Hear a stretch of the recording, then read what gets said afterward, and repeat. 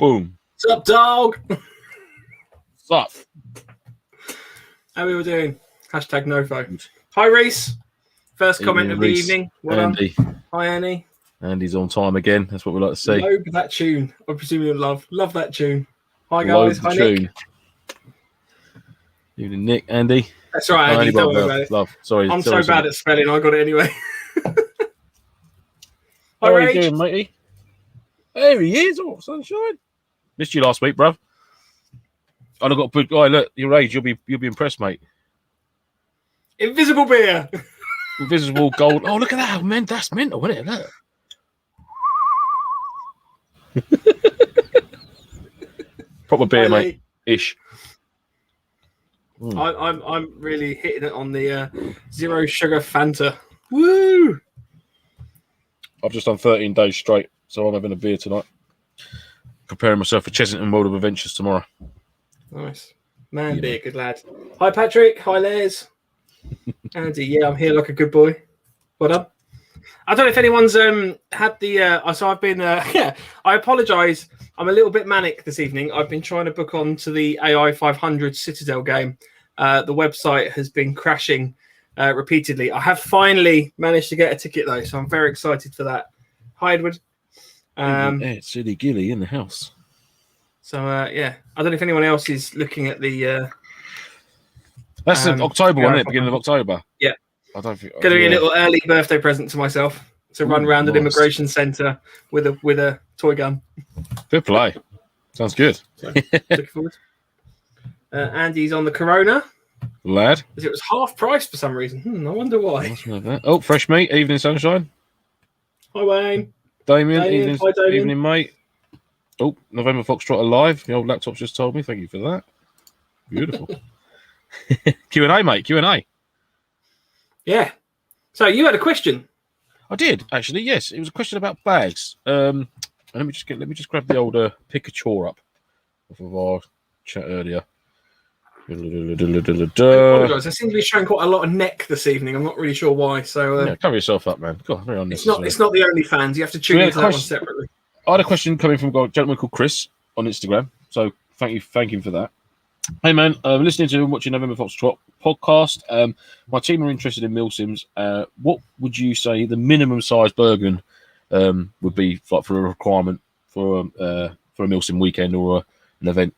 So I mean, from that, I've sort of thought to myself, well, it sort of depends on the length of the Milsim or the event you're going on. You know, if it's a battle sim or a weekender, and again, obviously the time of year. I mean, for me personally, a great all-rounder it's got to be the British Army Bergen, and the short back or the long back, whatever you choose to use. I mean, I've always used short back Bergens myself because of the webbing set. It can sit above the webbing, more comfortable. And I think that's about, what's that, Mike? A 90-litre main. The same.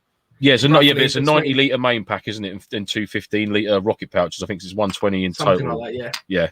So that's what I sort of replied briefly to Chris and said. The British Army Bergen all day long, or a variant of that sort of size. You can sort of pack it as much as you want or as little as you want.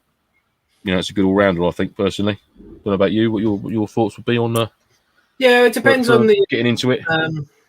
So I mean, if you would say Octo 8 was a Milsim, which I know some people sort of flag that. I know there's a film sim terminology and stuff in there. I've had a 28-litre something like that, the little Miltech. Yeah. Little Miltech patrol bag pack sort of thing. Yeah, and that's been enough to get me around the day. Yeah, sure. Yeah, day sack for obviously for your patrols and stuff. Yeah, definitely. Yeah. So, but I mean, it depends on the event and sort of what you're having to carry and when. So, for example, again, looking at Longmore, so the Legion Milsims, you're not carrying anything. You only need a day sack. Mm-hmm. So I would say it depends on the type of event. If you're going to be camping, then obviously you're going to have the big 120, I'd have said. I have seen probably the minimum you could get away with is probably the 90 to 100, so no rocket pouches. Yeah, I'd say so, yeah. But you'd have to be very conservative with how much you're actually carrying for that. Because, I mean, the majority of my main pack is taken up by my sleep system. That's the bivvy, my bivvy bag, my DOS bag, any roll mat or anything like that, a little bit of dry kit or cold weather kit, like a softy jacket. That's all in the main bit of the pack, and it's usually like water and rations on one side, Whereas I'm quite lucky, mine's tailored. I can afford a little bit more space around the front. I've got 3 utility pouches on the front rather than the one big one, and I've got my poncho roll on that. So I'm quite lucky in that respect with the bag I've got. But yeah, I mean, for an all rounder, I mean, they ain't expensive either. You can probably pick a really decent first Milsim 200 litres. Wow, first Milsim 200 litres. You will carry so much stuff on the first Milsim, guaranteed. I did it the same on my first event. It was mountainous. It was above my head. This pack was just fucking rolled all the way up and down. So yeah, no, we've all been there and done it for your first event. But then you've got to do it because then you sort of tailor your kit from that event. You think, right, I didn't need half of that, so I can ditch all that lot, keep this lot here, and then the more you keep going through it, you sort of find things. Oh, well, I haven't got that, but I need it, and that I don't really need to take. So, Yeah. So was it Chris? Did you say asked the question? It was, Chris, yeah, gentleman called Chris. We've also got some previous episodes on bags. One of our bag episodes is our most watched episode, so maybe that would bag lovers out there. So yeah, definitely. There's a question from Nick. So, what gaming environment do you prefer to play in? Woodland, CQB, or urban? Woodland. For me, it's got to be urban. Oh, for me, see, I'm Woodland. I'm Woodland. No, I love. I think so. To me, it's kind of a mix of. This is difficult because I like the woodland aspect, so I like being outside and stuff. But I love buildings and I love like maneuvering around buildings. You get to sort of some proper little intricate firefights, and then you've got like the wider strategy in urban games. So for me, urban games play more for vehicles. So you get like I was very fortunate to play at the MOD site in Lyd with one of the Legion games, and that was set up for sort of like northern Belfast. So you've got literally tight terrace streets, and we were having to patrol down there. And that'd be cool. Just popping out of doors shooting us. And you're like, oh, right, so you've got to go storm that room. So you're all like stacking up, and then you storm the building, and then you find out there's a tunnel, and you're sort of following that. So there's a lot more intricacy for me with that. Whereas Woodland's very much kind of, I think, generally 2D because there's not really. You don't really get. No, I'm still here. I was just thinking. He's there. You don't really get. You don't really get a lot of first floor structures or above. You might get the odd tower and stuff, but generally you're relying on like the topography and stuff. So it depends very much on the site. Yeah, I mean, if you've got a very flat site that's not really got much undulating land or natural like scrapes or peaks or valleys or anything like that, then you're going to be on one sort of level for a majority of it. But however, I mean, a lot of the woodland sites I've been to, luckily enough, it's been quite maybe. Could it be? Could it be? Oh, hey! There he is. Oh, bonjour. I went out to get some munchies and come back with a baguette and have a dozen onions. My way. How you doing? All right? All right, mate. How are you? Talking about what was it? Best locations for airsoft, urban or woodland, or what would be your take on that, Paul? Longmore. Oh, that's completely in the middle. 50-50, isn't it? That's urban and woodland. I should have just said Longmore. That's exactly that. So don't get me wrong, I like the woods, but there's certainly a different aspect. So when you go to those sort of arenas and you play there, and you've got, street to street, house to house, having to stack up on the back garden of a house and get in the house, not knowing what's in the first doorway, not knowing what's up the stairs. Do you know what I mean? You just can't beat it. But then equally, when we had that scrap, which I think I mentioned before on here, it's a little bit like Lone Survivor. In the bit where the tally we're digging into the SEAL team, pushing them down the hill. Well, we did the same as an Op4 at Longmore, pushing the NATO force down the hill, and then just something about that woodland. Do you know what I mean? Yeah. No, I get you. Yeah, I don't think it's as easy as Marmite. I don't think it's either you love it or you hate it.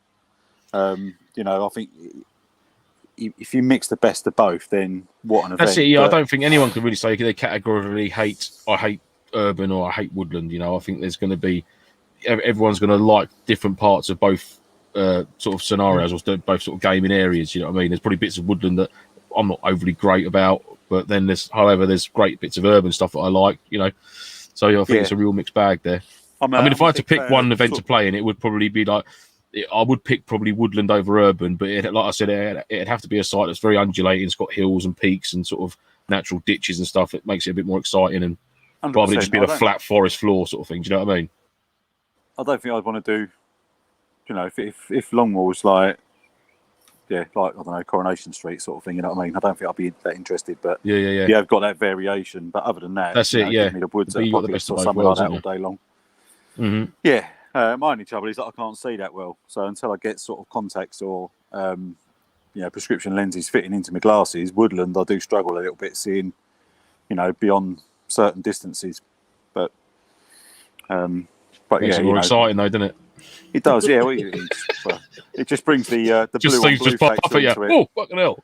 Who shot me? Don't know, mate. It wasn't me. Fucking hell. Shot my own bloke up the arse. yeah. With my own tent. Hang on, how that work out? Oh. How's it going, Paul? It's all good. I'm just literally grabbing a cheeky 15 minutes. I'm just sorting my octave out. Oh, putting beautiful. the chemicals in and giving that a little cleany. A little keep it clean, and then I thought I'll just jump on for about 15 minutes while it does its cycle and stand up here and have a little chat. But yeah, I'm all good, mate. It's the start of a long weekend, so all's right in the world, isn't it? Absolutely. Been waiting a long time for this. Yeah, exactly that, mate. I've just done 13 days straight. I was saying to Mike before, I was just done 13 days on. I'm just like, I need a break. Yeah, you do, don't you? You set balance. But yeah, got some snacks in the cupboard. Blue ribbons. JD. I've got all sorts of some little crispy dips. I've got some chocolate fingers. It's the benefit of having children that you can have these things in there for the kids. Yeah, and I've got a Malbec, which I can't really blame that on the kids. I got a bottle of Malbec. A lovely choice, mate. A lovely choice. Oh, question from Rage here, Paul. How's the little one? Yeah, how's the little one? Yeah, she's really good. So we had not scares or anything like that, but she was sort of long-term jaundice for quite a while, which when you look into things like jaundice and you realise the consequences that can come with it, which I never knew, it turned into a bit of a worry, but that's sort of gone out the window a little bit now. That's all good. Good stuff. And then she was very small, so she wasn't putting on weight hardly at all. So she's born 6.5 pounds and she wasn't putting much more on beyond that. And then she's been on a bit of a feeding program, and now she's kind of like like an oxen woman. Beast modes. Exactly. Yeah. So the weight's coming on. So yeah, she's really, really good. Cool, man. Yeah, thanks for asking. It's all's good in the household. It is, work's work, but apart from that, yeah. Beautiful, man. Good stuff. Good stuff. We had a question from Andy Bob. How do you deal with urban and the LMG? As most games I've been to are funny with full auto in and out of buildings. I think you just got to be careful with it myself. Yeah. At the end of the day, it's an LMG is an LMG. You're going to fire full auto going out of a building as you are going into one. Well, actually, you're not going to stack up on a doorway and stick the LMG gunner in first, are you? Do you know what I mean? No. With I run a G&P Stoner, which has single and full auto. So that was one of the reasons I bought that, was the fact that you had that flexibility. But you're right. A lot of the games are very much. You can full auto into a building from a distance. You can full auto out of a building, but you can't necessarily do it in doorways or in the building. So yeah.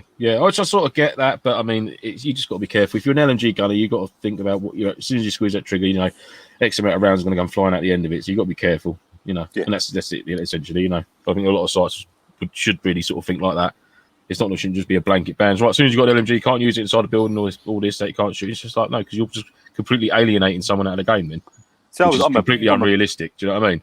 You kind of know what you sign up for and all, don't you? Exactly. You know what I mean? But that said, when I went the first ever Milsim that I did, which was one at Apocalypse, where I'd skirmished for 2 years beforehand and then took the leap of faith into Milsims, I did a bank kill and it was like the bloke looked at me like I was some sort of fucking retard. He said, "What are you doing?" I said, "What?" He said, "What are you doing a bank kill for?" And I went, "I don't know. I didn't want to shoot you in the face from 6 inches." And he was like, or blowing your ear. I don't mind, mate. It's what I sign up for. And I went, all right, fair enough now, I know. But he's like, what are you doing, bang kill? How old are you, 10? I'd rather do a bang kill and get a shout in the mouth, get an earful from you, than you turn around and just clobber me in the face for shooting you at close range. But no, it was, it's lessons learned, isn't it? It's like you say, they're quite, at Longboy, it's more, if your windows are open and you come into contact, your windows stay open, you can't shut. That's it, yeah. I mean, like there should be an LMG bipoded up on the windowsill, putting suppressive fire down out of a building. Absolutely, do you know what I mean? Or hiding in the bush outside. That works quite well as well. Or hiding in the bush outside, which is always good. Nothing better than the LMG Gilly. LMG recce team. I'm not going to go in with a sort of running with a tag launcher into a room and tag someone across the room, like, you know what I mean? Yeah, why not? And then walk away going, well, the chief on the podcast said, well, you know what you sign up for. Let that be a lesson to you. I didn't sign up for a tagging, still sticking out my left testicle. Explain that, Bruce, to the missus when you get home. Following on from the LMG, Rage says, having just bought an LMG, do I want to run lighter BBs like a .25? I think it all depends on what your hop can lift and the distance you're going to get, mate. I mean, and your budget and the itchiness of your finger. Yeah, I think that definitely plays into it, because I tend to run .25s purely because it gives a little bit of extra weight, but it's cheaper.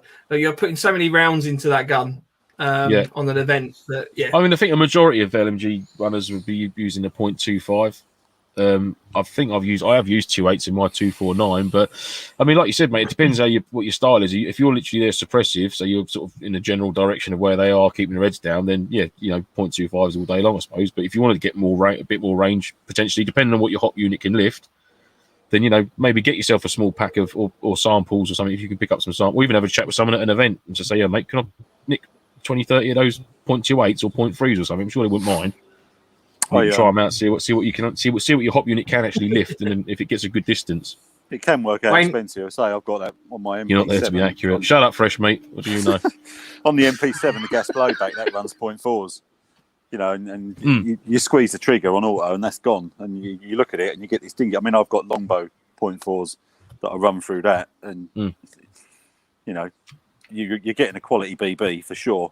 Absolutely. They're very good BBs, but for .4s, you start going into a little bit more expensive than sort of your .3s. I mean, since me getting sort of my DMR out, I'm using .43s in that. I am going to try 3.6s as well, though, just to see what the difference would be, like accuracy wise and range and stuff. But I'm using, I've got longbow ones in that. I've also got the Jeffs ones because I'm full bio BB now. So all the stuff I'm using is bio. I've got the trees in the background, is it? Exactly, yeah. If you've gone hippie on us. I'll be hugging them in a minute. Lance the Hermit. I've brought an old trunk in from the woods the other day, and that's in the living room, so I hug that on a morning basis now as I go past. Big trunk hunk.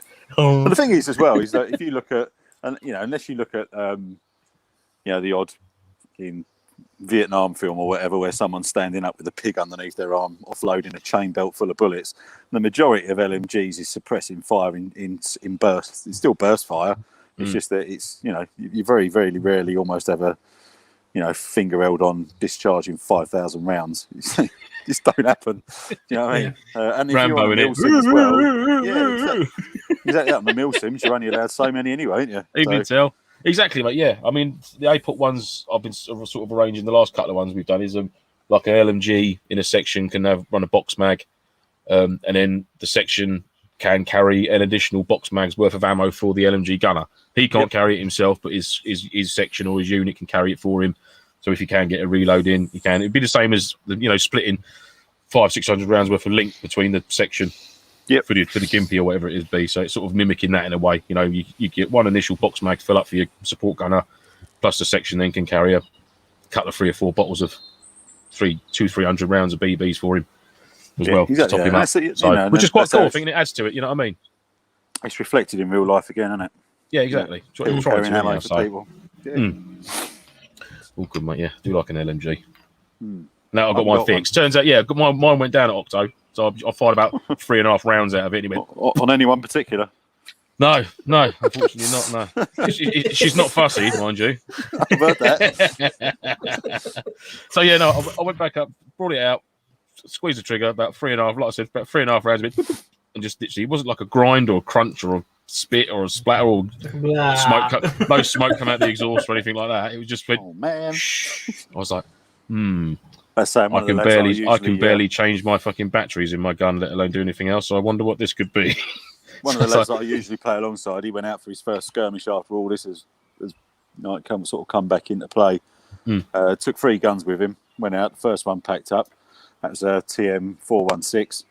He's got a TM AK, took that one out, and I think the screws come out the bottom of the pistol grip, so the motor's dropped. So that one gave up. He ended up taking the 417 that I sold to him, DMR. He took that one out on I think it runs like, I don't know, 0.46 or 0.48 BBs or something like that. That thing throws out. And he went and smashed it up with that instead. So, but yeah, first one out, 2 out of 3. Sort of went down. Yeah. I think it's how it's going to be a little bit, isn't it? They've been sort of stood. They're like a fine bit of machinery that needs to be tickled as much as possible. So that's it. Yeah. Well, I picked them both up today. So the 249 turns out it was just a fuse blown. So it was a bit of an anticlimax, but it was a cheaper anticlimax. I was quite happy with that. I was expecting him to turn around and say, "You need everything." And I was just like, "No." It's all the insides. Just a fuse, mate, and a new hot rubber. I was like, "Oh, tar." I'll swallow that. That's fine. We'll have that. And then he's done a full service on the M4 new G&G gear set. Was that instead of paying in cash? Yeah, that's it. We've got an understanding. I have struck up a great deal actually. I've got a carrier bag full of MP5 just over to my right hand side there, and he happens to have a big carrier bag full of AK-47. And I said, right, I'll tell you what, you make me an AK-47 out of your carrier bag of AK-47ness, and I'll give you my bag of MP5 to make yourself an MP5ness. He's like, sounds like a deal. I was like, bargain, I'll have that. I thought you were going to make a hybrid. I've got a Frankenstein AK-47 on his way, and he's making himself an AK-47 MP57. An MP47K. An AK MP47K5. Can you imagine the disappointment on a Russian's face if he had to use 9mm? A heckler and Knopf. Oh, mate, he'd be well pissed. 9mm Parabellum AK-47. Yeah. Ed says, I'd love to do LMG, but I have back problems. And then someone's already answered that with Andy. He said Stoners are really light, no difference to that from an M4 with a box mag. The GMP Stoner I think weighs 5 to 7 kilograms depending on what you've got on it. So that's quite good. I know a lot of people. What are your thoughts? I'll tell you what, this is a good question. What are people's thoughts on LMGs, which are basically M4s with a box mag in and like a bipod attached? Skirmish or a Milsim? For a Milsim. So they run. Here's the thing. So they run. They run. They run. They run as an LMG. They run as an LMG. So they're following all the LMG rules, but they are basically an M4 with a box mag. Nah. You just do it once and then you do it for everyone then. Didn't Arnie do that once? And it'll be like... Arnold Schwarzenegger did it in a film. It must be true. Yeah, but that's Arnie. Arnie can do that. I'll let Arnie do it. Or anyone else. Yeah. To be fair, to clarify, I'm getting a lot of hate in the chat. I don't agree with this. It's just, it was an interesting question, I thought. Yeah, because like Ray's just said it's not an LMG. Ray said it's not an LMG. This is going to be like box mag. This is going to be like the Super League. We're going to have to kick you out, Mike. Yeah, I know. You've made a suggestion. The public don't like it. You're out. Sorry. There'd be pitchforks at his door in a minute. Yeah. Again. Sorry, again. Yeah, well, that's answered that question, Mike, hasn't it?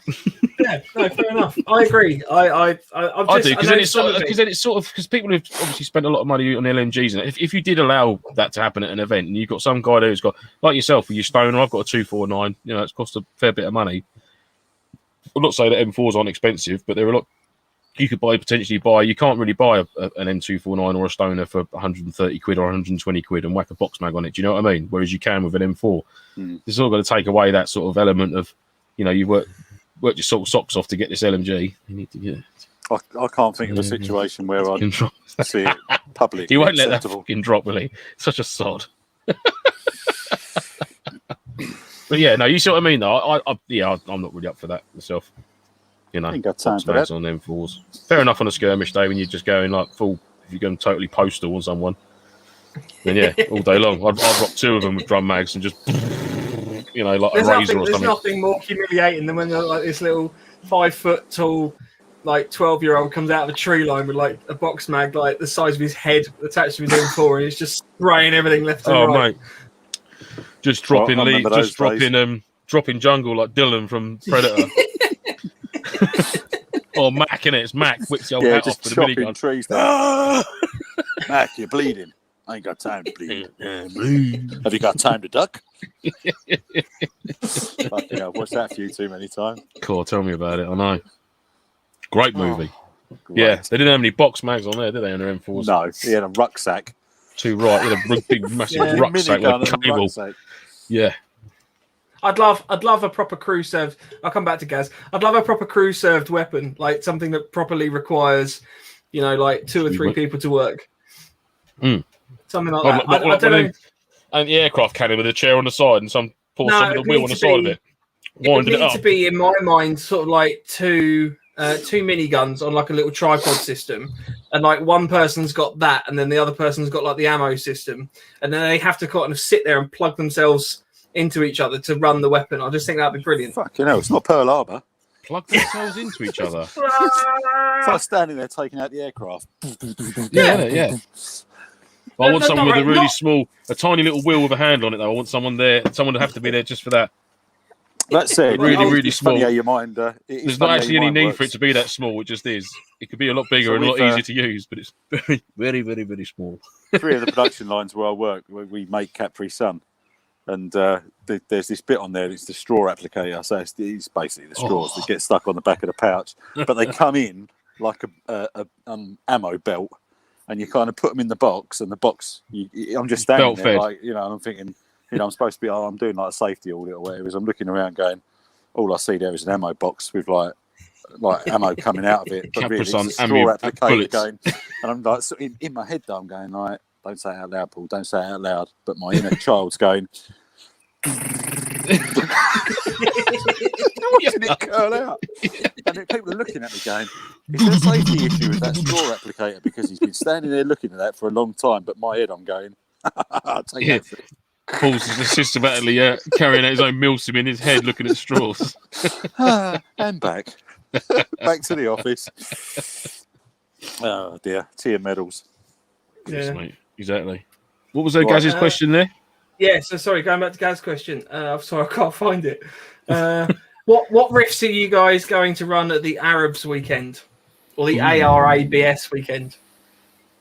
I'll probably take the MP5 again. Is this June? Oh, I don't know, because we're a civvy pop, aren't we? So I'm not sure if there's any... Do you know what? I don't know if there's any restrictions on what we can use or not.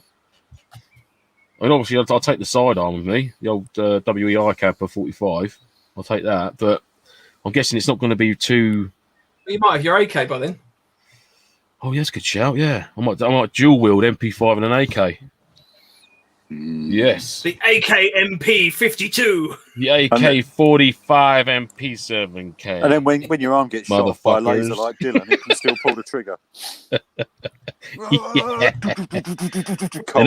and it's obviously Russian, so it's heavy and reliable. If it breaks, I can hit him around the head with it. I don't know. Yeah, I don't know, guys. I don't know what the rules are, mate, for what we can use. I'd like to just take like a sidearm and a banjo or something, just wear that across my back, just to clobber people with a rubber banjo. I do. Fucking rubber. If you're going to do it properly. old Julian banjo. Oh, yeah. Yeah. I'll have a Julian strapped across my back. Oh, man. I think I might just run like an M4 or something like that. Here we go. Restrictions are no full auto when defending yourself. Pistols and PDWs are concealed carry. Ooh. I might bring my MP7. MP9. There's the MP9. Okay. I don't know. I might just bring them all. They'll be in the car. It's like just throwing BBs at people. I usually end up just walk around with a bucket like chicken feed and just fucking have. Cluster bomb, you're all fucking dead. Just take one of those things that people with dogs have got that throw tennis balls. Just filled out with BB. They work. Do you know what? No, I'm not being funny though, Paul. They do. Have you ever tried throwing a pea grenade out of one of them? No. Yeah, give it a go, mate.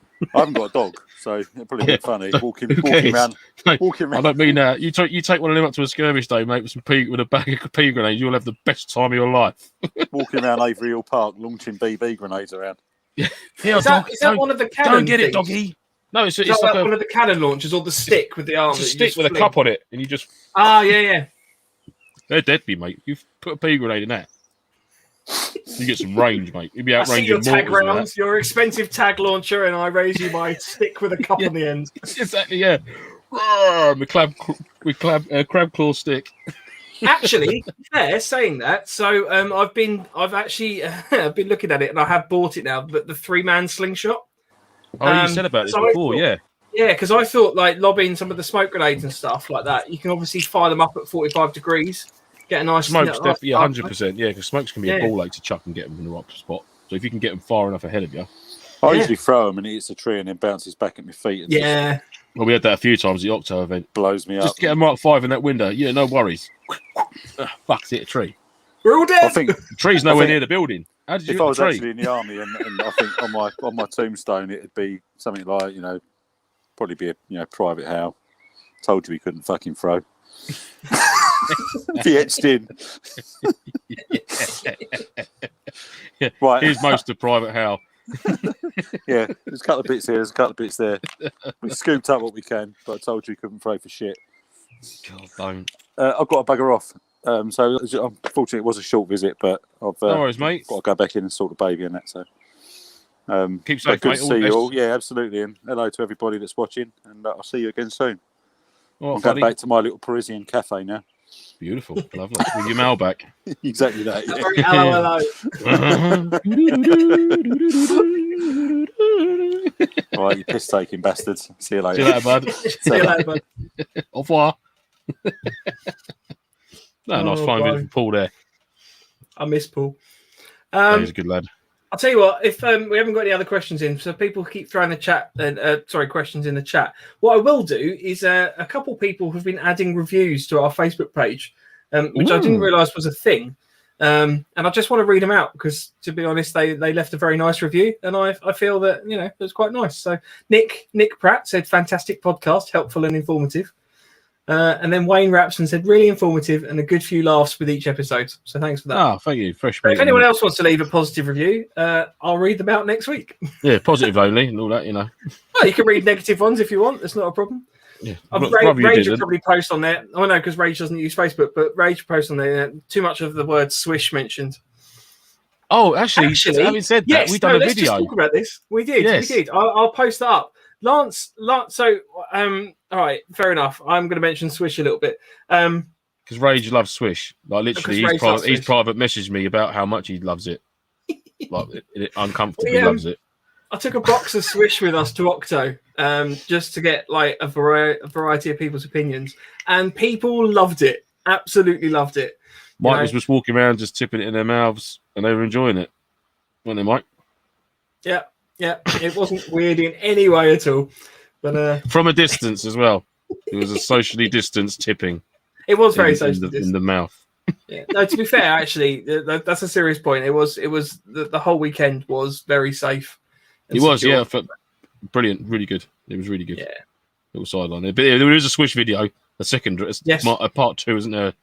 Yes. Swish vid. Your brother kindly videoed.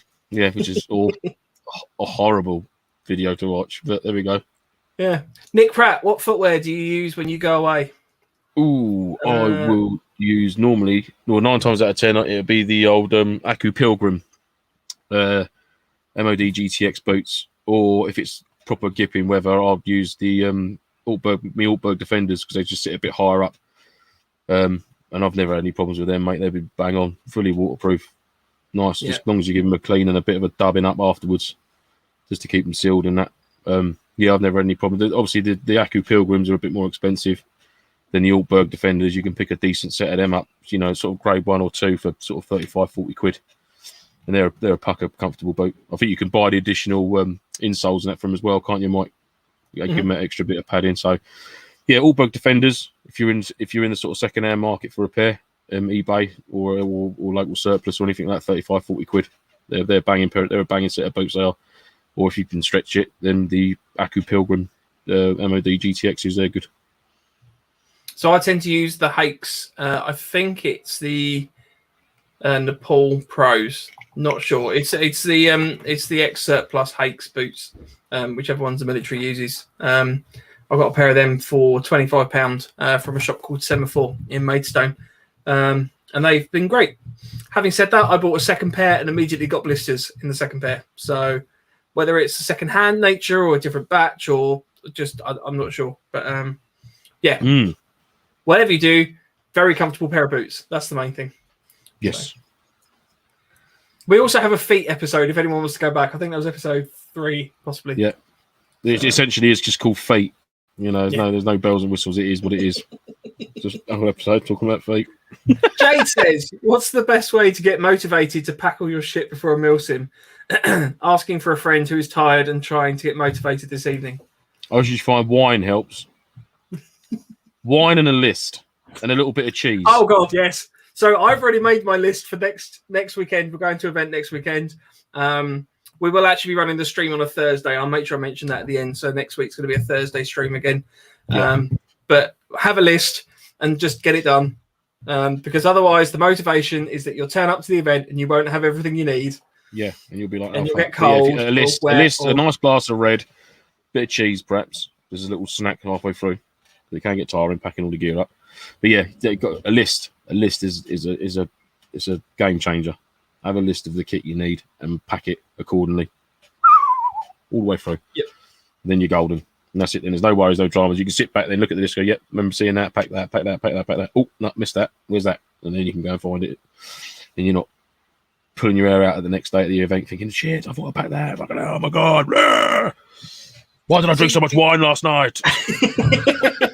I'm so full of cheese. I'm so full up and hungover. Oh my God. I'll tell you what, actually, one thing I'm trialing at the moment is the sort of I'm trying not to unpack stuff. So my theory is that controversial. I know. So my plan is basically I'm going to have like a series of pouches for different bits and pieces, and then that will be a kit. So that kit gets unpacked from the Bergen, but stays as the kit on the shelf. So that when I need that again, I go, right, I just need my welfare kit. And then I should have everything in there I need. So if I ever need to replace anything, obviously just top that up. But for the most part, it limits how much you actually have to go and find and pack and stuff. Because my theory is that whilst the list is a great idea, if I limit the amount of packing I have to do, that might help. Yeah. Fair shout, mate. Fair shout. Yeah. It's worth a try, isn't it? Do you know what I mean? It might not work. Probably would, by the sounds of it, probably will do. So, but you know, unless you try these things, you're not going to know. That's what I keep telling my wife. But I have to make it weird. James C says, "Hate surplus boots." I'm curious. Tell me more. James, I will recommend you go and watch the feet episode first, and then feel free to drop us a private message, and I will run through it to heart's content. Because we did spend quite a lot of size. Sorry, I was reading at the same time. Boom, boom. Mm-hmm. I don't know what my internet keeps cutting out. So, we did spend quite a lot of time sort of going through that. So go and have a read of that. But feel free to drop me a message or the NoFo one message, and then we can always catch up about that at a later date. Yes. Rage said, "It's a good job I was putting the boy to bed when you mentioned Swish. I would have launched my phone out the bedroom window." Oh, I'm sorry, Rage. I don't believe he would. I think he's got a lot of love for Swish. And it's just putting it on for show now. That's what it is. Hashtag not sponsored yet. Hashtag not sponsored yet, but hashtag Rage is going to be in the sponsorship advert if we do get sponsored. Yes. Yeah. Oh, yeah, sorry. So Andy says, you're going to wash your stuff, though, surely. And then he says, after the hat episode, I guess not. No, right. So this is the point. Wash, to be fair. Just starting to chuck up a bit now. Clothing and stuff I'm going to wash, obviously, and it's got to be like the kit's got to be maintained. So I'm really trying at the moment to make sure my hydration stuff stays mushroom free. So that's always a good one. But you haven't got penicillin growing off your grasses, perhaps. Yeah, but it's the new anti-fog that I found. So yeah, I mean, obviously, actually, to be fair, so after the Octo game, I'd found that I had 3 Mark 5s that I've left in my my dump pouch that had snapped, and like all the powder, I assume highly flammable powder, has been like sifting around in there. So I had to wash out my dump pouch the other day. So yeah, still obviously maintain and clean your kit, but the idea is that there's things that a place for everything in its place, sort of thing, isn't it? Yeah, like a little toolkit or anything like that, or anything that you kind of carry on your kit is all there. Yeah. I mean, there's nothing wrong with it at all. Once you've got back, you unpack your kit, give it a clean where you need to. What? I'm with something. Sorry, Rage just said, obviously on the Swish thing, just buy a toothbrush. I don't know what his to be problem fair, is. he's not wrong, but the Swish was tasty. The Swish is tasty. Swish is good. It's an experience, Rage. You must try it, mate. Because he did get Swish, didn't he? Yeah. I don't think he's had it. He probably threw it out the window. In a rage with his phone. And then thought, fuck, throw my phone out the window. Nick says, "What's the furthest you've travelled to a Milsim?"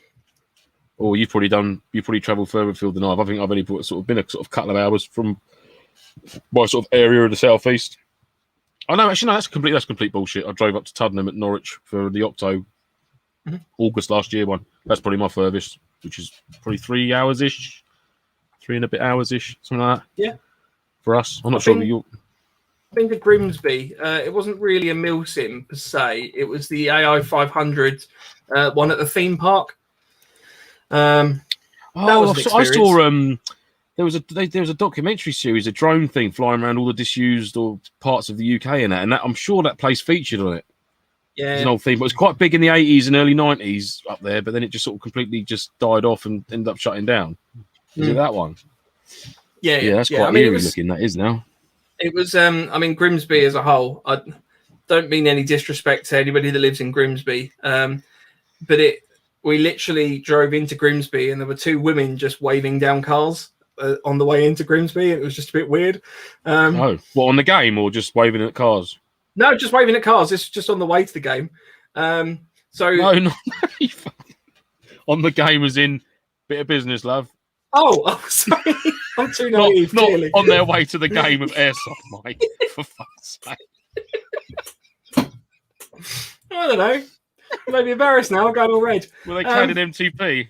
Yeah. Showing a bit of leg. The tactical kilt. No, but I mean, parts of Grimsby were nice, but a lot of the drive into Grimsby was very kind of industrial, a bit run down. But the theme park was good. There wasn't as many rides there as I was hoping there were going to be. So it wasn't like you were like running around a theme park. Only 2 you must have been early. Yeah, fair play, Nick. Yeah. Oh dear. But yeah, that's probably the furthest I've been was Grimsby. I would like to go to a few more further afield. I genuinely have my heart set on going to the Borderlands game at some point. Oh Christ, yeah, of course. I'd like to go up to the Highlands of Scotland and take part in an event up there with like the huge pine forests and that. That'd be fucking awesome, man. What a backdrop. I think there's an event. I think there's an abandoned airport in Spain that might be quite good as well. That'd be pretty cool. So. The clues in the name itself. Grimsby, yeah. I'll leave that there. Yeah. Damien John says, going back to the boots, the leather hates cold weather boot is not the most comfortable boot. Altberg, Iowa, AKU all day long. Yeah, I need to try some Altbergs. I've not had a. Yeah, the Defenders are a good boot, mate. Solid boot. I've got a couple of pairs of them, actually, to be fair. If you've got any in size 9, I'll give them a go. Yeah, I've got actually, do you know what? I've got a spare pair of size 9s. You want to bring them down next weekend? I'll take them off you. Yeah. I'll give them a spray up beforehand as well for you. Yeah. Promise it's only been my feet inside them, so. No, that's fine. I don't want to know what else. But regardless, it's just fine. I'll still wear them. I don't give a fuck. Yeah, that's fine. And he says, "Hello, guys. I learned that don't just spray Febreze on your face pro. If it smells funny, as you end up getting a nice rash all over your lower face. Pro tip." Oh, there you go. Yeah. That's why I don't wear face pro. It's not worth the risk. Just honking bit of mesh across your mouth. Yeah. I'll tell you what, actually. So for us non-bearded gentlemen, if or maybe some of the ladies, I don't know. If you ever have a shave before wearing face pro, I recommend not doing that because sometimes the face pro kind of like irritates the freshly shaven face when you start getting a bit of a 9 o'clock shadow or whatever. So or 6 o'clock shadow even, but it's not. Yes, just there on one side. But yeah, little tip. So. I don't struggle with that. No, I would imagine you don't. No. But, yeah. Oh, blimey. Yeah, keep throwing It's been a questions in long the week, chat. isn't it, mate? Keep throwing them in. Yeah. Oh, it's been such a long week this week because it's the end of the year, like end of financial year and stuff. I don't want to blow my own trumpet, but I got a promotion as well. Quick to city, it's just been a bit mad. Oh, hi, cool. Yeah, I know it has been, mate. Yeah, no, you're absolutely right. It's just in a tough one. Yeah. So I was going to maze. That would be size 2, Lance. What it is? I've missed Ed. Ed's replied to something I've said. I can't remember what I've said. That would be size 2. What would be size 2, Ed? Ed, come back and tell us what size 2. Ed. Here we go. Andy, when are you getting your Titan bats? So I'm hoping to get mine next week. Lance got his already. 6,000 milliamp hour, man. Jesus Christ, I never knew it existed. There it is. Picked up today. That's just the packet. That's not the battery. Battery's there. But yeah, it's good. Give a bit of spiel. Do you want a bit of spiel? Yeah, go for the spiel. Hi, no Chris. puff. Titan batteries will never puff and become unsafe like lipos. They've been either neglected or simply aged over time. Titan batteries can be charged from empty or nearly full or whatever, damaging the battery. It won't happen. Even if a battery gets low and your device cannot cycle, the battery is still within the safe operating range and can be charged safely back to 100%. 2 to 5 times more capacity than any other battery. Keeps you in the game longer. No fade will last forever. It's guaranteed to keep up to 88% of its original battery life, 80% of its original capacity. They did a test on charged batteries in 2012, and they were still holding 88% of their charge in 2018. Yeah. Well, there you go. Cool. When it says it's guaranteed, is that an actual warranty guarantee? It's got a 1-year guaranteed warranty for the actual battery itself. It comes with it, the standard. What did you mean by the guarantee? The capacity? Well, no, it's just, I'd just be interested. Whenever companies say guarantee, I always like to make sure to test that guarantee to a certain extent because it's always interesting to know. For example, Vortex obviously have the VIP warranty.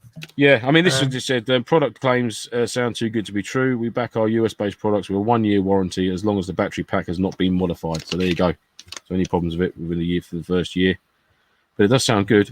These packs can also be charged over 300 times and still store 80% of its original capacity. Cool. There you go. So yeah, I'm excited to use them. And it's good that you haven't got to discharge it or put it in storage mode or anything like that. You can literally just use it for half a game, goes back in your bag for however many months. You could charge it for half an hour, whack it back, and then nothing's going to happen to it. And it feels dear. Yeah.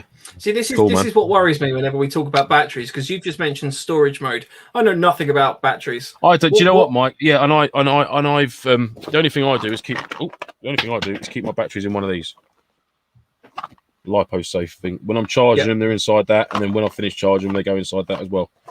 But storage, I don't know what do you do. Apparently, you discharge all the voltage out of it, or some of it, or most of it. I've never done that before in 7 years of playing airsoft, so. And I've never had a battery die on me or puff out or anything like that. Just kept them stored. Well, I had that NIMH catch fire in the gun. That's a good little bit of kit for them. Actually, I wonder if I can do it on my little battery tester there. If you've seen them. Wrong way. What's that end? Hang on. This entire podcast is blimey, that's loud. So first cell, number 1 cell, 3.48, number 2 cell, 3.44, total 6.92. So it's a 7.4 volt battery, so that's telling me how much charges in each cell.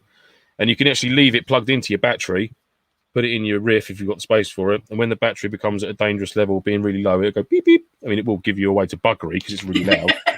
But sitting in the bush and beep, beep, beep, beep. Good one. Thanks for that battery. But so that's a cool little bit of kit to have if you want to test your batteries when you're out in the field and something might be wrong with it. So Wayne says the customer service is really good if you have an issue. Oh, cool. Okay. So have you had an issue? That's an interesting one because obviously if you know their customer service is really good, is that because you've used it? It's fresh meat stirring it up with a spoon. No, it'd be just good to know. Good to know. Customer service is really good if you have an issue. Yeah. Going back to Ed. He said, "You said only been my feet in there," implying he might have put something else in there. So it's only 2 feet. That's what he meant. Yes, boom, boom. Very good, sir. Very good, sir. Jade says, "Have you done an episode on pyros? What would you suggest for a decent one to lob rather than one for a tag launcher?" Lobbable ones. If you're thinking like flashbangy type Mark 5 type things, I would go with the TLS FX or the flashbang smoke. Yep. Type as opposed to Enola Gay. Enola Gay smokes are really good. Their P grenades are really good, and they're cheap. But their Mark 5s, man, they're just so inconsistent. And it's not so much the actual. What it is, I suppose, it is the whole thing, because the striker that you've got the cardboard. Imagine that's your Mark 5. You've got the cardboard bit. You twist, pull it off, and then you.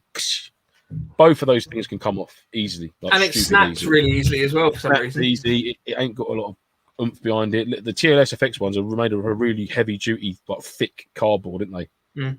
And you can really, you can chuck them in a pouch and not really worry about them too much. Do you know what I mean? Whereas in early days, that you got to be quite sort of precious with them. God, don't do that because the top can come off. And oh shit, sorry. But these ones here are a bit more forgiving, and also I think they're actually a little bit smuller, and the cap that you actually unscrew is a lot smaller as well. So it's a much smaller striking surface, but it's a lot stronger. Do you see what I mean? So yeah, they're much better for a chuckable one. Go on. As I say, one tip to throwing Mark 5s, it does make them slightly less sustainable because obviously they're all made out of cardboard and stuff. If you wrap electrical tape or some sort of sellotape around one end, it kind of builds up a little bit of weight on the other end. So when you throw it, it actually gives it more of a bit of momentum going on. You try and make a ball of clay and just whack it in that. Yeah, just attach it to a brick and throw the brick. Yeah, it's fine. Yeah, glass bottle. They drop inside a glass bottle nicely. Yeah. Right, good launch. Don't do that. It's a joke, by the way. Just put that out there now. It's a joke. Some of the other pyros I quite like. The thermobaric multi bangs are quite good. We did a game down in the Epsom tunnels. I let one of those off. They give off a flash at night, don't they? The thermobaric. So it's a big flash, but the multi bang just obviously has a few. So it goes off once and then goes off like a few times after that, which I always thought was a bit overkill for sort of CQB because you only really need it to go off once, unless they had like a longer delay on them. I thought that'd be quite good. So if you could have something that you lob in a room, it goes bang, and then it's got like a 30-second fuse delay on it, so then the enemy will come running out again, and then it goes bang again. I thought that would be quite a one thing I noticed with the thermobarics from TLS FX for the mortar rounds, their thermobaric single bang mortars, was the actual explosion wasn't as loud as the standard single bang or standard multi bang. But since then, apparently the thermobaric ones, they give off a bit more light as opposed to the sound that they give off is more of a lower pitched boom as opposed to like a higher pitched sort of bang. Do you know what I mean? The booms and the bangs. Yeah. It's more bassy. It's more of a bassy tone to it when it explodes, and I think apparently it emits a bit more light in the flashes for a thermobaric as opposed to a single bang or a single multi bang. Do you know what I mean? Yeah. And I think that's the difference. I never knew what the difference was with the thermobaric and the standard, but apparently the thermobaric is just sounds cool. Sounds cool into the title. Running thermobarics. Got a thermobarics over here, goddamn. It gives off more light and it's a deeper sound. Apparently, that's what I noticed with the ones we use off our mortar when we last had them. That was a couple of years ago now. Christ. Les has just said Mike knows a lot about throwing and nothing happens for 25 seconds. Yes. Back. It turns out the Mark 5 and Enola Gays do have a habit of you like them. I don't know if you've actually frozen them. I don't know if the Mark 5s for Enola Gays are specific. I'm ignoring you now. Specific to this or not, but at the Octo event, we threw one on the ground, anticipating a much faster reaction because I was sort of doing a suicide dive type thing, and the guy I was trying to kill ran away in the time that it took to go off. I'm just standing there like the JTF boss man. Yeah, I literally threw the grenade at the JTF boss man's feet, and then I was just like, where are you? And it didn't go off. So, oh well. Andy says later episode pyros is needed. We have done a pyro episode before. Can't remember the number off the top of my head. So feel free to go and have a look at that. But yeah, we can recap these things again. At some point, revisit it. It'd be nice now we can get out in the field. We can actually get some footage of bits and bobs of the old mortar and that, and firing them all up again, which would be nice. Yeah, or we could do some tests with different tubes and different types of fire and stuff. Absolutely, yeah. That'd be pretty cool. Wayne says, yeah, the thermobaric are more light and smoke. Yes, that's what I was led to believe, mate. Yeah, because I must admit I didn't really realise what the difference would be, and because it wasn't as loud, like it was more of a bassy sound. I was a bit disappointed when it went off. I was just sort of like, oh, what a dud. But it actually turns out that they're a bit better for night time or whatever. So. Andy says, missed that one. Yeah, it was episode 15, Balla Bing, Balla Boom. Yeah, probably why you missed it, mate. So some of the because I'm in charge of naming, and it's amazing. Some very fruity titles in the episodes there. Hi, Mark. Thanks for joining. Nick says the early TLSFX thermobarics were really good if you shook them first to remix it. Oh, okay. Yeah, that's what I do with the mortar rounds, mate. Yeah, if your mortar rounds have been sitting for a while, give them a good shake up before you pop them off. Yeah. All good. Gilly's in the chat. Two Gilly craftsmen in the chat there. So while you guys are throwing a few more questions in and stuff, something I wanted to have a quick chat about is we're thinking about doing a skills and drills series. So along with this, some of the podcasts and then sort of like little offshoot videos and stuff so that we can kind of pull them together in a separate playlist would be focusing on actual useful skills and drills. Now, I say skills and drills not in so much like we're going to show you how to reload an M4 airsoft gun quickly and stuff like that. No. We're talking more things like basic first aid, potentially how to craft ghillie suits, from sort of scratch, or then also when you're in the field and stuff. An insight into sort of camo and concealment and bits and bobs like that. Do you know what I mean? Them sorts of skill sets that are aimed at like the new Milsim player sort of thing. Obviously, you gentlemen in the chat who have well seasoned. That's what I was looking for. Well seasoned Milsimmers. Obviously, you already know these sorts of bits and bobs. But obviously, someone new to it who hasn't done a great deal of the outdoor sort of experiences or the camping side of it. Hopefully, it's sort of will be aiming it at them and it'd be helpful. Some tips you experienced guys might pick up on, or you might even be able to offer some yourself, so which would be cool. So we'll be plugging all of you for your knowledge. So if anyone's got any ideas for sort of specific stuff to talk about, we were sort of hoping to maybe do some sort of off live content on teching a little bit as well. That we can't talk about that on the live stream because YouTube shuts us down for holding a weapon in a dangerous way. Which for those watching episode 4. It's like the recap episode. This is like a a revisit. But for episode 4, we got shut down quite early on. It was our understanding that we basically, we breached the regulations of YouTube. But if you guys have got any ideas, we didn't know. But if you guys have got any ideas on sort of stuff that we could like try and knowledge share, then please just let us know. We can sort of try and pull those ideas together. That'd be quite cool. So. Yeah, that'd be good. Barney says, do you film at Milsim or is it a big no-no? I don't think it's a problem for people to film at Milsims. I've never... obviously, a lot of the snipers do. I mean, I know Archie and Ed, they got the scope cams and that all set up on theirs, and I'm guessing when they're Milsimming, they don't remove them.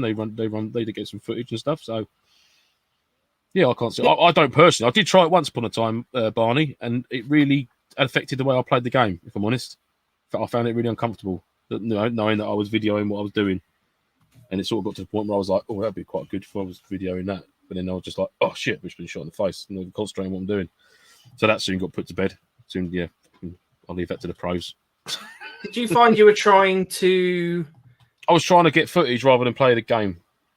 I was more conscious about that on my GoPro on top of my helmet or mounted on my rig than I was actually enjoying myself and doing what I was doing. So I had guys like Ed and Mark do it, and it doesn't affect their gameplay. Do you know what I mean? Because obviously they're scoped, and it's brilliant how they do it. I couldn't do that myself. I wouldn't have the patience to. It's almost like they can zone out. It's almost forget their recording, or whether they do or don't. I don't know, but it's really good what they do. So good footage, Hutchie and Silly Gilly. Go and check them boys out. Yeah, no, definitely.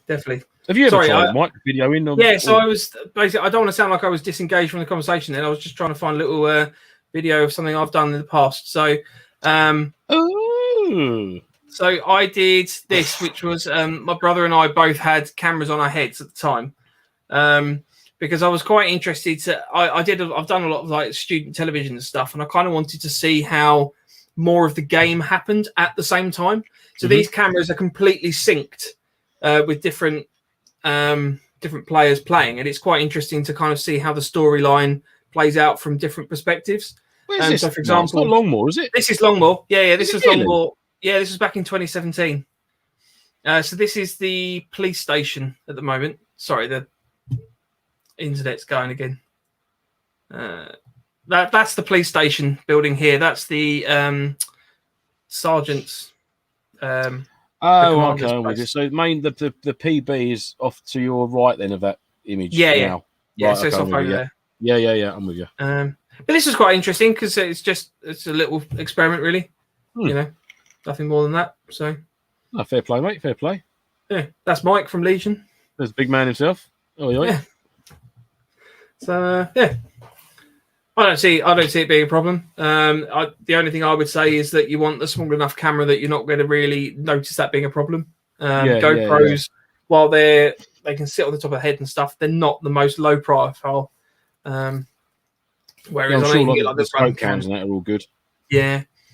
So Les says, why don't sites allow Mark 9s?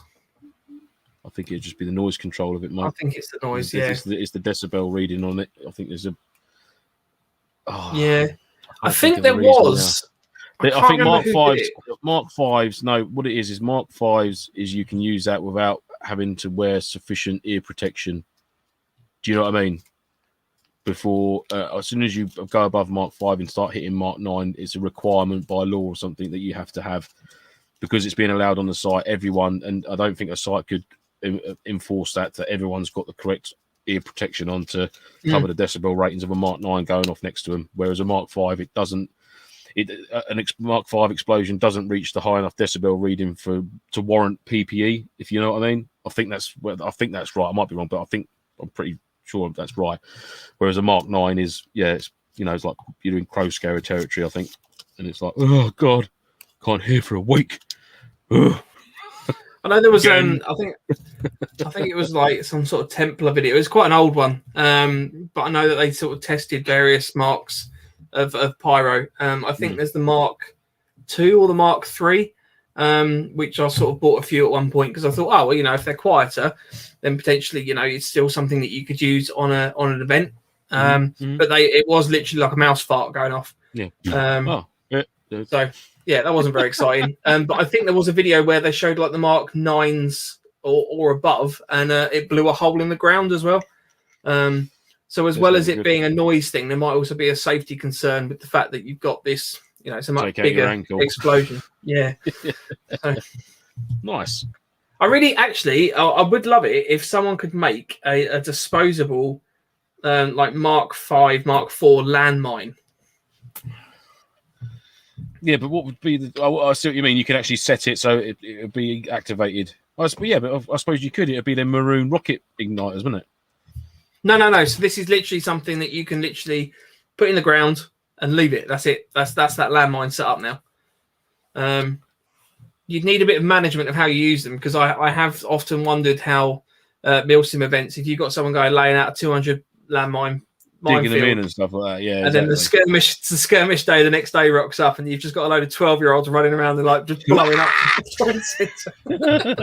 It would be hilarious at the same time, wouldn't it? But I mean, the problem is with a lot of like the trip detonators, like the Beasley mines and stuff like that, is obviously you've got to go back and collect them. And it would just be interested if they could come up with some sort of like disposable one. That'd be quite cool.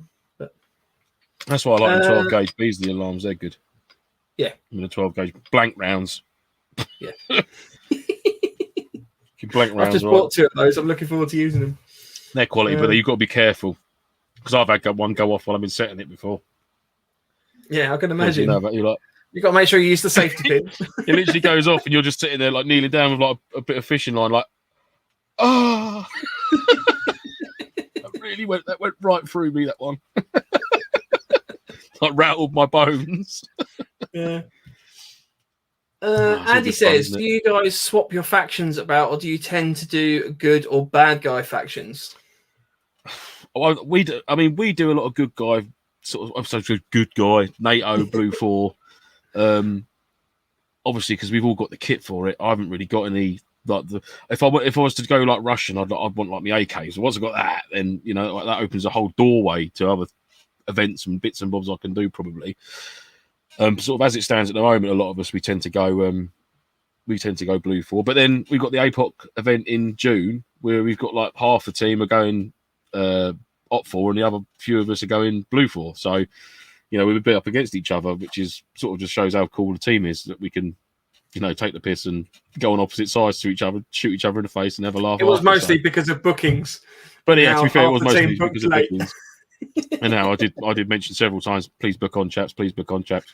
Yeah. But there's no more room left, chaps. So, go up for then. Yeah. It's like, all right, then, do what you want. But it's all in good chess. So it's mostly the kit, though. I mean, 90% of it is the kit. It's if I wanted to do like a proper Russian sort of loadout, I want the OD green or the proper brush. I mean, I'm not familiar with the kit, so I wouldn't really know. But obviously to have the AK as well, sort of thing, that'd be a big one as well. To it's no good wearing like some Russian kit. An M4 would be a bit odd, I suppose, from a Milsim point of view. Maybe it's not, but for me, I'd like to have like a proper AK-47 or something like that. Or PKM or Dushka on the back of a pickup. Yeah. That'd be awesome. So we did PMC though, didn't we? Oh yeah, we did the PMC. We've done DEA before, which was obviously still kind of. I don't know if you could call them good guys or not. I've done a cartel one. We certainly didn't. We certainly didn't come across as good DEA, did we? Well, no, we were great DEA. We just didn't think the police were. We thought the police were corrupt, so we took all the drugs off them. Very corrupt. Yeah. Which they turned out to be corrupt, so we were fine. Every single one of those cartel members we found drugs on them, even if they didn't have them on there when we arrested them. It was amazing how you find what you find on them. Oh, looky here! just that you walked behind them, didn't you? When they're like hooded up. Actually, yeah. Where's Sean? I think I saw him pop in the chat earlier. I need to know all about that. Yeah. I will never forget. Whatever his name is. I'll never forget the one lad that we took prisoner because he was suspected cartel member. We found drugs on him. He spoke to the police, and the police gave him some money for information. So he gave the information. He took the money off into the forest, and I ran off after him. I was like, "Oh mate, come here!" Stabbed him, took the money, and then we had that at the DEA as well. Really shocking behaviour. Yeah, shocking behaviour. You kept calling me war crimes on the last one. What were we doing? Didn't we take out those two oil workers or something like that? The Octo. Yeah, that was it. Yeah, that was because you shot the two oil workers, and they were genuinely oil workers, and you just opened up on both of them. I was told to be fair. I was following orders. Julian war crimes. Oh, Edward says, going back to the filming, I do think about filming before the game day, but when I'm playing, I forget about it. So, no, fair play, mate. No, that's good. Jade says, if you could have any riff, what would it be? Any riff. Oh, Christ. I don't know. You'd have to leave that one with me. I'd like a Barrett 50 cal, but I only want it for the look. It weighs a ton, and it doesn't really shoot any better than any other airsoft gun that doesn't weigh a ton. Yeah, essentially there's a line, isn't there? I suppose if I could have any riff, what would it be? Oh God, I don't know. I can't think. You'll have to leave it with me. I can't give you an honest answer on that one. Yeah, I'll have to have a think. I'm gonna go with the twin barrel minigun anti-aircraft thing that we were talking about earlier. Oh, okay. Well, with the shoulder pads, the C-shaped shoulder thing. Yeah, that'd be that. Some sort of like proper something that fires BB so quickly. It's a proper like turret weapon, because you don't want a turret weapon just being like a normal airsoft gun. You want some sort of I'm sorry. You want some sort of advantage to having like a proper turret gun. I can't give a straight face. No, I know you can't. So you want something if you're going to fire across laterally that you can sort of cut a swathe of foliage with it or something like that. That'd be quite cool. Would you not want a GPMG? No. Oh, I'll tell you what. If I could have a riff, any riff in the world, it'd be the Raden cannon on the back of a Warrior APC, and I'd want the whole vehicle to go with it. So I could just stand in the back, just pressing my foot on the floor, go boom, boom, boom, boom, Okay, if we're talking, we can include vehicles and stuff like that as well. This has got silly now, isn't it? This is just boys being silly. Yeah. Have you seen the My stick's bigger than your stick, and my dog's going to bite your dog, and then my dad's going to beat your dad up. Yeah. Have you seen there was like a World War II Milsim style game held at Longmoor, and they actually had a proper tracked artillery weapon. Cool. Wheeled artillery weapon. I think it fired like the Nerf things or something like that. But they was like a crew of that just wheeling that around. Watermelons. Yeah, something like that. Then it could be like, if it hit a wall, it'd be like the red flesh, like, and also getting hit by a watermelon would probably really fucking hurt as well. No, it's a low FPS. It's fine. Could you imagine if you were running away though and getting a watermelon in the back of the head? Like, oh, I reckon that would probably hurt. Proper hurt that would. Use a different sized melon, like a cantaloupe or something like that, maybe. I reckon they'd have to put like a little incision in it, so that as soon as it impacts, the initial break is already there. Because if that was like a solid watermelon, yeah. I mean, I'll be honest, Lance. When I was thinking about this, I was thinking more like some sort of like pyro device or something that. No, I want something that you'd hear it whistling as it come down at you, and you think, fucking watermelons again. like Plants versus Zombies. It's the watermelon cannon. Oh, blimey! Right, yeah. Last few questions. Do you guys want performance or looks? I'm assuming we're talking about airsoft. Do you guys want performance or looks from each other or from our weapons? Because we don't have either. Yeah, because I'm lacking in both of those things. Ed, thanks for pointing that out, you bastard. Yeah. Well, no, I'd say performance from a riff point of view. I mean, obviously, it's always good for it to look cool and stuff, but it's essentially it's no good having a wicked looking rifle that won't hit the end of the loft here. Do you know what I mean? If that's what you're getting at, mate, I'm not sure. It's something a different question, but yeah, from a riff point of view or a pistol, you want it to be the performance would be the first thing. The reason you go to the gun, I'd like to think, not for the fact, oh my god, that gun looks amazing, but the reviews are really wank. But I'm still going to get it because it looks amazing. What about kit? Kit. So, for example, you could, for example, run a proper real steel Mark 6 ballistic helmet, which weighs a ton, or you could run an Airsoft M88 Viper equivalent. I know they don't look exactly the same, but something like that, which doesn't give you the performance, but it's maybe the looks. Well, maybe it does give you the performance because you've got less weight. Yeah, there's pros and cons, mate, isn't it? I mean, do you necessarily require a real steel helmet for playing a Milsim? No, you don't, in all essence. People can say, yeah, but it's there for its actual real head protection. And it's like, yeah, but what about the guy who's running next to you who's chosen not to wear a helmet at all? Do you know what I mean? He's wearing a boonie hat. Do you know what I mean? And there's nothing more annoying when you shoot someone and go, oh, you didn't hit me because I'm wearing a ballistic plate. Yeah, fuck off. But yeah, I mean, with regards to kit, I mean, I'm a bit of a mixed bag. I've got a relatively expensive plate carrier, which is like the Warrior DCS. I've got a pair of Viper tactical trousers, which cost me 45, 50 quid. Are they expensive? Yeah. To me, I consider that quite a reasonably expensive pair of trousers. They're obviously not the 200 or 300 pound cry trousers, but then again, I'm only wearing these. Well, I'll be honest with you, I haven't worn them once yet this year. I mean, obviously we've been in lockdown and that, but even when we're not in lockdown, you're only going to wear them to an event. I'm going to say 5 times a year, maybe for a Milsim, 5-6 times, maybe a couple of skirmishes in there for like if it's your birthday or something like that. I'm only going to be wearing them sort of 8 to 10 times a year, if that.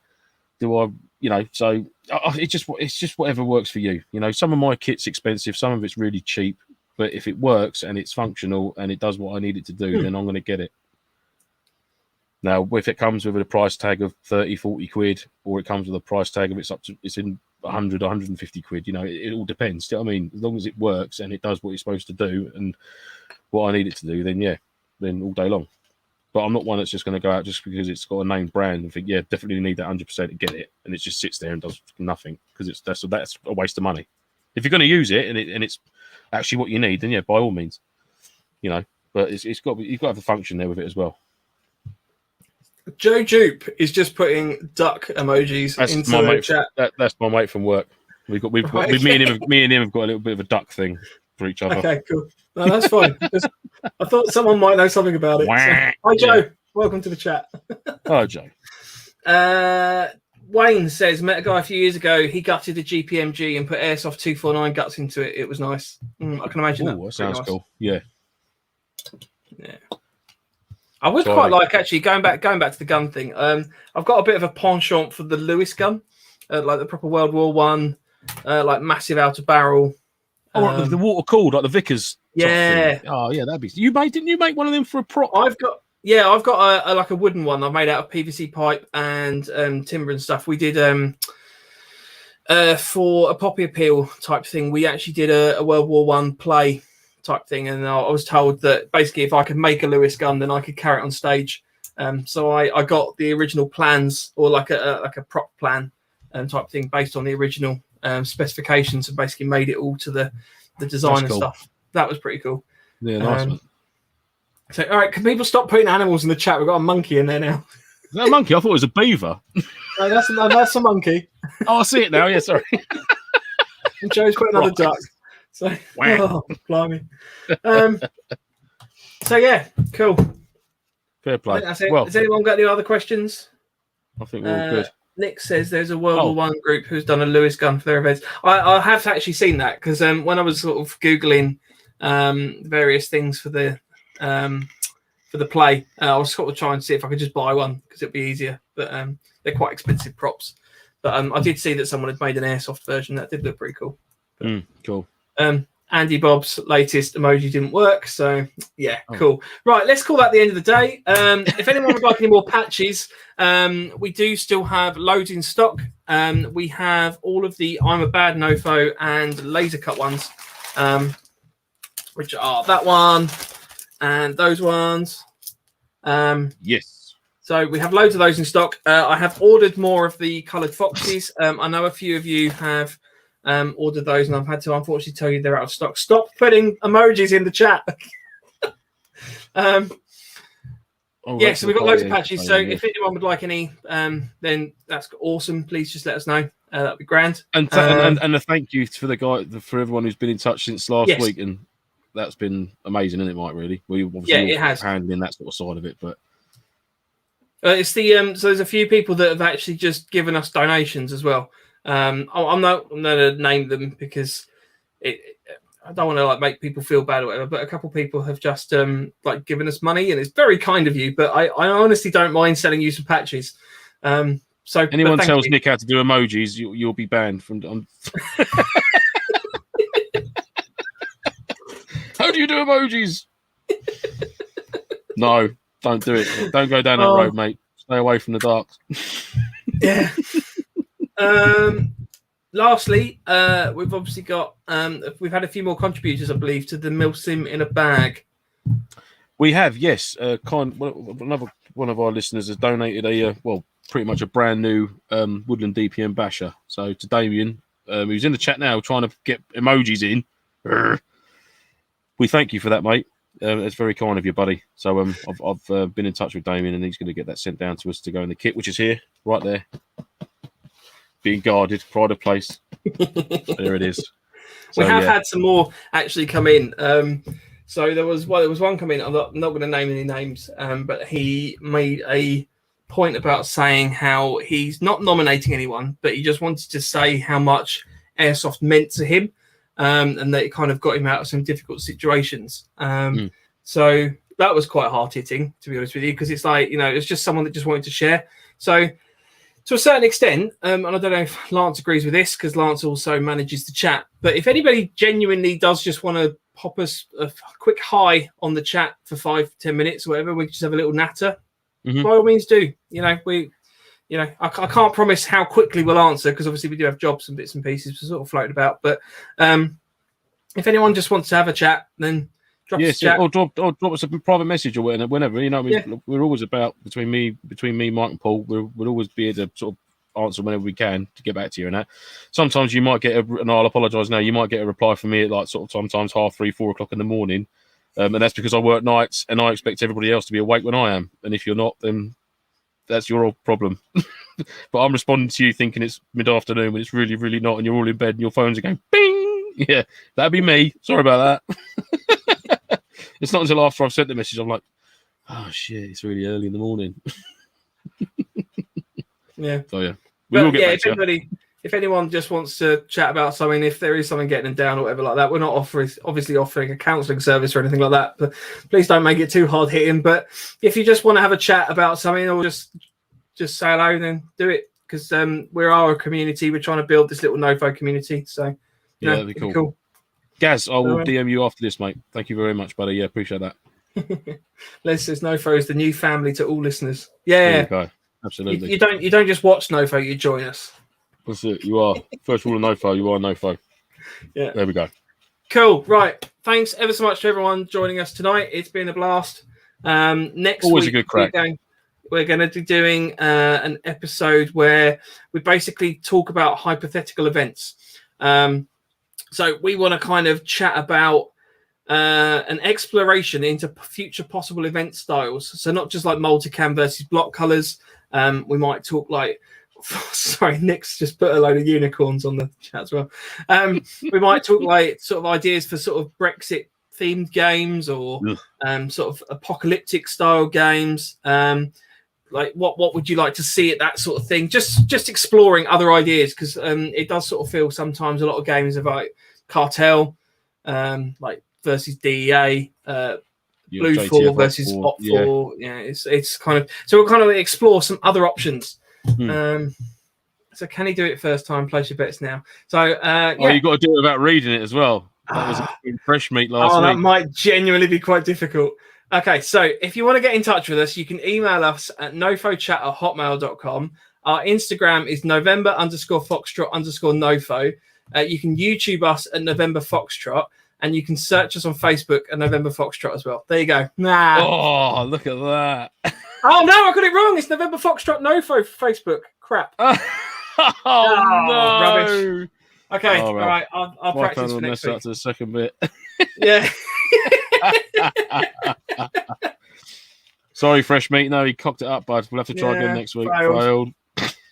Look at the hatred. Sorry. Pure poison. Yeah, it's fine as long as the emojis have stopped. That's not how quickly they turn on you, though, isn't it? It's like 1 minute. Yay! It's, hey, rubbish, failed. Raw. It's fine. It's not a problem. So cool. Good. Thanks everyone for joining us. It genuinely. Cheers, guys. It's always good fun. It makes our week. So it is. It's cool. Oh, sorry. Next week. So we're obviously going to be doing the chat, but we're going to be doing it on Thursday at 8 o'clock. Because we've got another event on the Friday. We will be doing some more tests with the live stream and bits and pieces on the Friday as well. And we're going to keep it offline for you guys at the moment, just because we want to make sure it's all working nice and pristine before we sort of start doing it properly, just to make sure that we can try and, keep consistency in what we're doing. But we might put some pictures and stuff up as well. So yeah, cool. Awesome. Right. Say goodbye, Lance. Goodbye, Lance. And we'll see you all soon. See you later. Cheers, chaps.